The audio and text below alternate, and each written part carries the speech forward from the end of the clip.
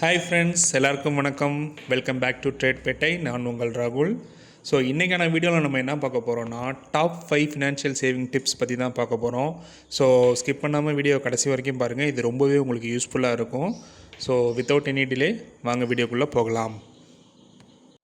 Okay, நம்மளோட first tip என்னென்னா, பே your self first.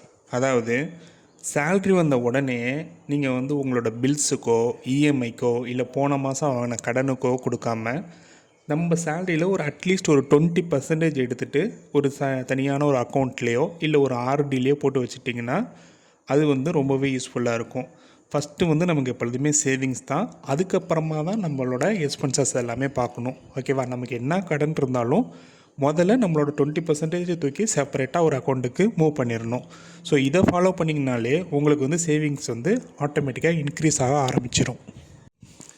Okay, second tip என்னென்னா, அவாய்ட் லைஃப் ஸ்டைல் இன்ஃப்ளேஷன். அதாவது நம்மளோட ஓல்டு லைஃப் ஸ்டைலையும் இப்போ உள்ள நியூ ஸ்டைலையும் கம்பேர் பண்ணிக்கிறது. ஓகேங்களா?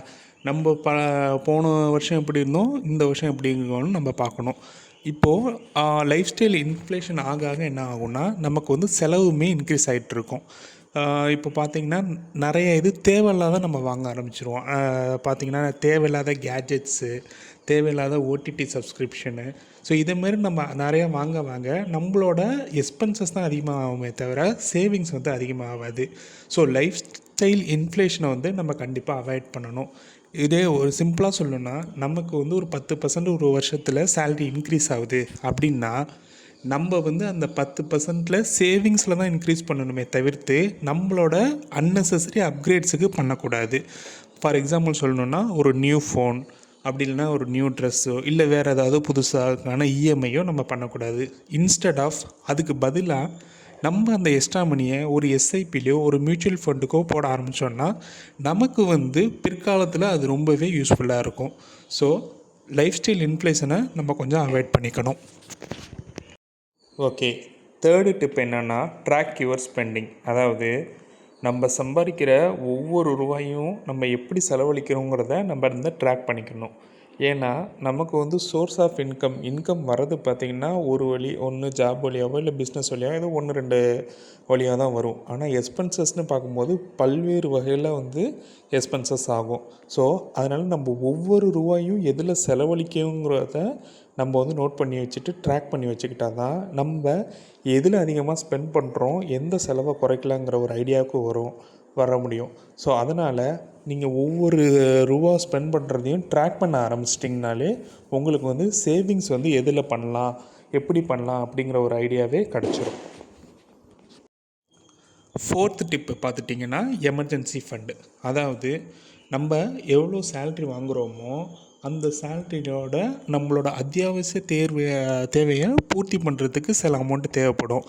ஒரு உதாரணத்துக்கு சொல்லணுன்னா, நான் ஒரு 40,000 மந்த்லி வாங்குகிறேன். ஆனால் என்னோடய அத்தியாவசிய தேவையை பூர்த்தி பண்ணுறது ஒரு 25,000 ஆகுது அப்படின்னா, நான் அந்த 25,000 ஒரு 3-4 மாதத்தோட கம்பேர் பண்ணி பார்க்கும்போது ஆல்மோஸ்ட் ஒரு 1 lakh கிட்ட வரும். ஸோ அந்த 1 lakh எனக்கு எப்பொழுதுமே எமர்ஜென்சி ஃபண்டாக நம்ம எப்பொழுதுமே சேமித்து வச்சுக்கணும்.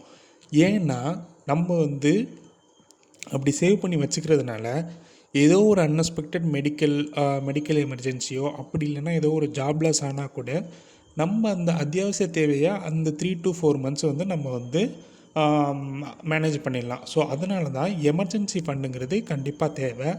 அது எப்படி இருக்கணும்னா, நம்ம 3 to 6 months of basic expenses அதோட சேவிங்ஸாக இருக்கணும். ஓகேங்களா? ஓகே, ஃபிஃப்த்து டிப் பார்த்துட்டிங்கன்னா, இன்வெஸ்ட் ஸ்மார்ட்லி. அதாவது நான் என்ன தான் இன்வெஸ்ட் பண்ணாலும் நான் எப்படி பண்ணுறேங்கிறது ரொம்பவே முக்கியம். நான் இப்போ உதாரணத்துக்கு சொல்லணுன்னா, 1,00,000 ரூபா என்கிட்ட கேஷ் இருக்குது. நான் அதை போய் எஃப்டியில் போட்டு ஒரு 10 வருஷம் கழித்து எடுக்க போகிறேன் அப்படிங்கிற பட்சத்தில் 10 வருஷம் கழித்து இந்த 1,00,000 வேல்யூ என்னன்னு நான் யோசிக்கணும். அது எனக்கு அந்த இன்ஃப்ளேஷனை பீட் பண்ணுற அளவுக்கு ரிட்டர்ன்ஸ் கொடுக்குதா அப்படிங்கிறத நான் கன்ஃபார்ம் பண்ணிக்கணும். ஸோ இன்ஃப்ளேஷனை பீட் பண்ணுற அளவுக்கு ரிட்டர்ன்ஸ் கொடுத்தா தான் நம்ம இன்வெஸ்ட் பண்ணியிருக்கதோ இல்லை சேவ் பண்ணியிருக்கதோ ஸ்மார்ட்டான ஆப்ஷன்னு அர்த்தம். அப்படி இல்லை அப்படின்னா அதில் நமக்கு லாஸ் தான். ஓகேங்களா? ஸோ அதேமாரி நம்ம சேவ் பண்ணாலுமே எவ்வளோ ஸ்மார்ட்டாக இன்வெஸ்ட் பண்ணுறோங்கிறது ரொம்பவே முக்கியம். ஏன்னா ஸ்மார்ட்டாக இன்வெஸ்ட் பண்ணால் தான் நமக்கு வந்து இன்ஃப்ளேஷனை பீட் பண்ணுறதுக்கும் உதவும். அதே டயத்தில் நமக்கு பெனிஃபிட்ஸும் ஹை ரிட்டர்ன்ஸும் கிடைக்கிறது வந்து பேஸ்ட் அப்பான் தான் ஸ்மார்ட் இன்வெஸ்ட்மெண்ட் தான். ஓகேவா? ஓகே ஃப்ரெண்ட்ஸ், இந்த 5 டிப்ஸை மட்டும் ஞாபகம் வச்சுக்கோங்க. திருப்பி ஒரு குயிக் ரீகாப்பாக நான் உங்களுக்கு கொடுக்குறேன். ஃபஸ்ட்டு ஒன்று பார்த்தீங்கன்னா, பே யுவர் செல்ஃப் ஃபர்ஸ்ட். அதாவது உங்கள் சேலரியில் அட்லீஸ்ட் ஒரு 20% வந்து சேவ் பண்ணுங்கள். அதுக்கப்புறமா உங்களோட எக்ஸ்பென்சஸ்க்கோ இஎம்ஐக்கோ மூவ் ஆகுங்க. செகண்ட் ஒன்று வந்து அவாய்ட் லைஃப் ஸ்டைல் இன்ஃப்ளேஷன். தேவையில்லாத ஃபோனு, ட்ரெஸ்ஸு, ஓடிடி சப்ஸ்கிரிப்ஷனு, பீஸா, பர்கர்னு இந்த பெரிய பெரிய ஹோட்டலுக்கு போய் சாப்பிட்றதெல்லாம் கொஞ்சம் அவாய்ட் பண்ணிக்கோங்க. தேர்ட் ஒன்று பார்த்தீங்கன்னா, ட்ராக் எக்ஸ்பென்சஸ். உங்களுக்கு எவ்வளோ வரவு வருது, எவ்வளோ செலவாகுதுங்கிறத கன்ஃபார்ம் ஒரு ட்ராக் பண்ணி வச்சுக்கோங்க. எமர்ஜென்சி ஃபண்ட் அட்லீஸ்ட் ஒரு 3 to 4 months ஆஃப் பேசிக் எக்ஸ்பென்ஸை கவர் பண்ணுற அளவுக்கு ஒரு எமர்ஜென்சி ஃபண்டு சேர்த்து வச்சுக்கோங்க. அது வந்து ரொம்பவே யூஸ்ஃபுல்லாக இருக்கும்.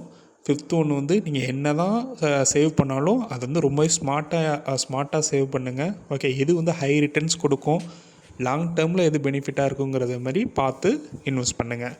ஸோ இன்றைக்கான வீடியோ முடிஞ்சிடுச்சு. நம்ம மீண்டும் நெக்ஸ்ட் வீடியோவில் சந்திப்போம். அது வரைக்கும் உங்களிடம் விடைபெறுவது ட்ரேட் பேட்டை. பாய்.